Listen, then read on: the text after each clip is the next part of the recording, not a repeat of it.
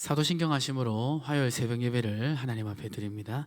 전능하사 천지를 만드신 하나님 아버지를 내가 믿사오며 그 외아들 우리 주 예수 그리스도를 믿사오니 이는 성령으로 잉태하사 동정녀 마리아에게 나시고 본디오 빌라도에게 고난을 받으사 십자가에 못 박혀 죽으시고 장사한 지 사흘 만에 죽은 자 가운데서 다시 살아나시며 하늘에 오르사 전능하신 하나님 우편에 계시다가 저희로서 산자와 죽은 자를 심판하러 오시리라. 성령을 믿사오며 거룩한 공예와 성도가 서로 교통하는 것과 죄를 사하여 주시는 것과 몸이 다시 사는 것과 영원히 사는 것을 믿사옵나이다. 아멘. 찬송가 90장 우리 함께 찬송합니다. 주 예수 내가 알기 전 날 먼저 사랑했네.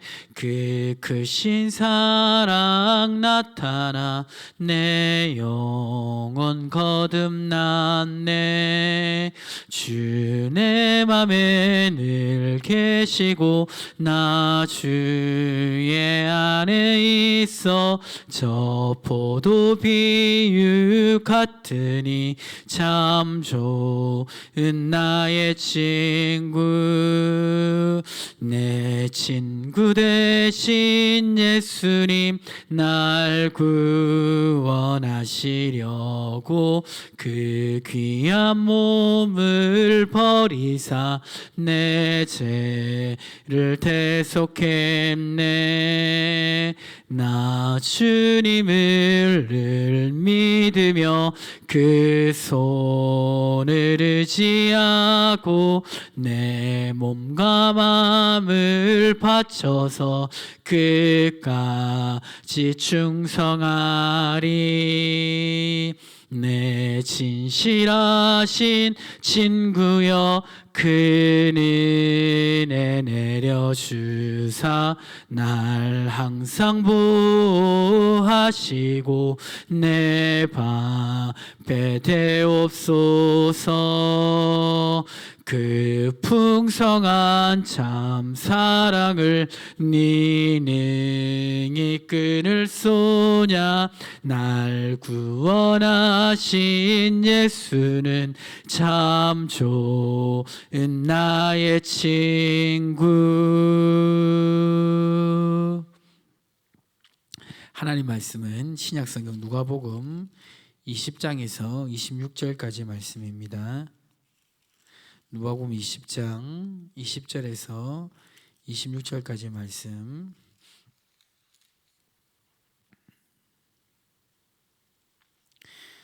우리 한 절씩 교독합니다. 이에 그들이 엿보다가 예수를 총독의 다스림과 권세 아래에 넘기려 하여 정탐들을 보내어 그들로 스스로 의인인 체하며 예수의 말을 책잡게 하니 그들이 물어 이르되 선생님이여 우리가 아노니 당신은 바로 말씀하시고 가르치시며 사람을 외모로 취하지 아니하시고 오직 진리로서 하나님의 도를 가르치시나이다.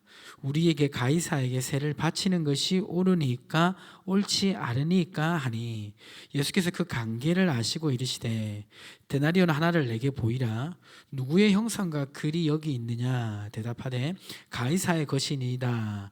이르시되 그런즉 가이사의 것은 가이사에게 하나님의 것은 하나님께 바치라 하시니 그들이 백성 앞에서 그의 말을 능히 책잡지 못하고 그의 대답을 놀랍게 여겨 침묵하니라.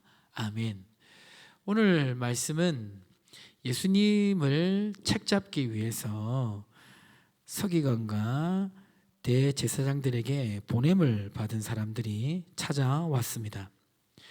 그리고 어떤 질문을 하나 던지는데요. 어떤 질문을 던지냐면 22절의 질문을 던집니다.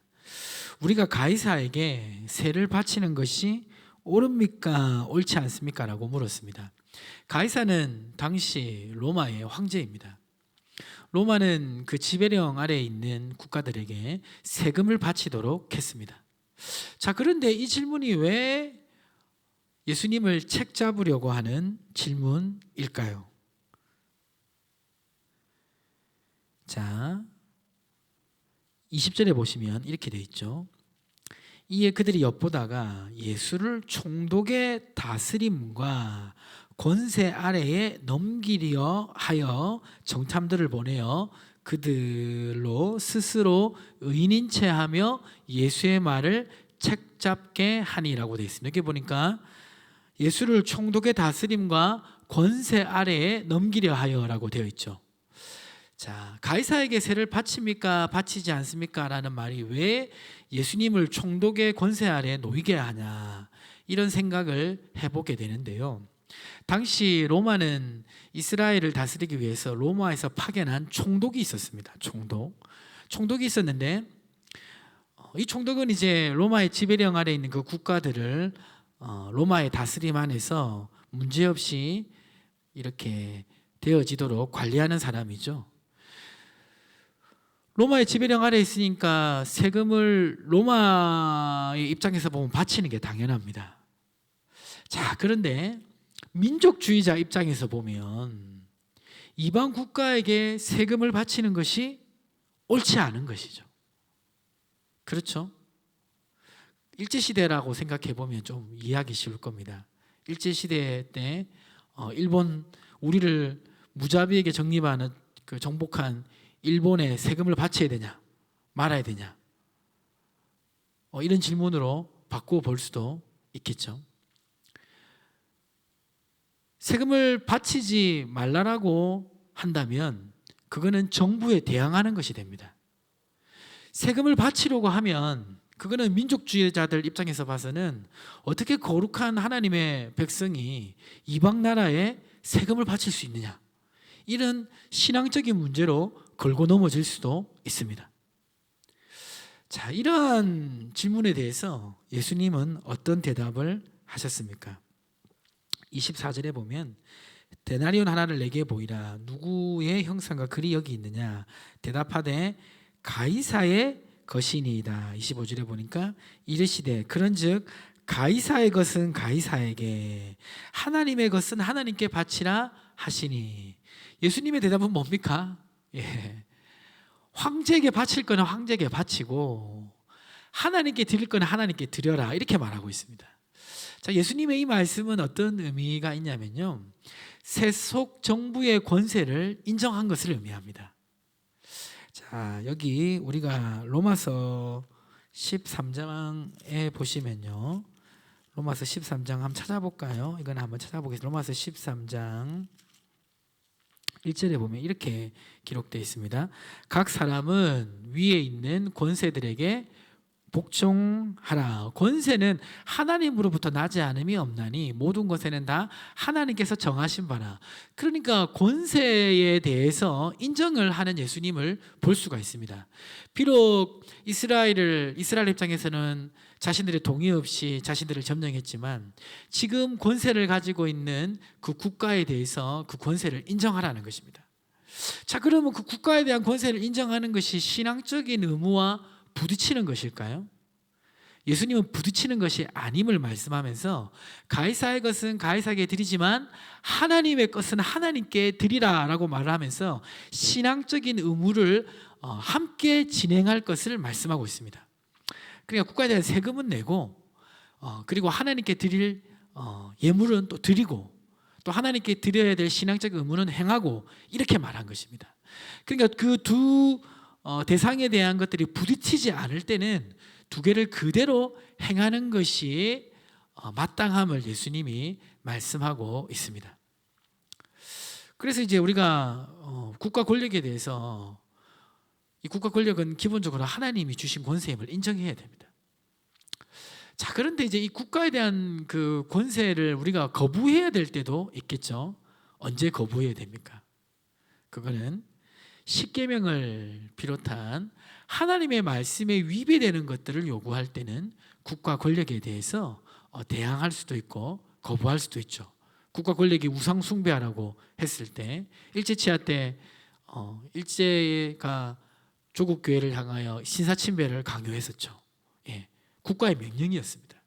그러나 순교자들은 그 국가의 명령을 하나님의 말씀으로 말씀에 반하는 것이기 때문에 어겼습니다. 자, 이런 경우에는 국가 권력에 대해서 우리가 반대할 수 있지만 기본적으로 국가에 대한 권력을 인정하고 존중하는 것이 하나님이 말씀하시는 것입니다. 그것이 신앙적인 의무와 부딪히지 않을 때는 그대로 하는 것이 하나님께서 우리에게 주시는 가르침입니다. 오늘 이 말씀 기억하셔서 삶 속에 적용하시고 승리하시기를 주님의 이름으로 축복합니다. 우리 함께 기도하겠습니다. 오늘 주신 말씀을 붙잡고 또 가지고 오신 기도 제목 가지고 함께 기도하겠습니다. 주여 하나님 아버지 감사합니다. 오늘 권력에 대해서 어떤 태도를 가져야 될지 배웠습니다. 하나님 국가 권력을 존중하게 도와주시고 하나님 그렇다고 해서 신앙적 의무를 게을리하지 않게 하시며 두 가지가 부딪힐 때 하나님 편에 설 수 있는 우리의 삶이 될 수 있도록 도와주시옵소서. 하나님 코로나가 하나님 재확산의 기로에 있는데 막아주시고 담임 목사님 영육관에 강건하게 은혜를 더해주시고 임직선거를 인도하시고 일꾼이 잘 선출될 수 있도록 마지막까지 인도하여 주시옵소서.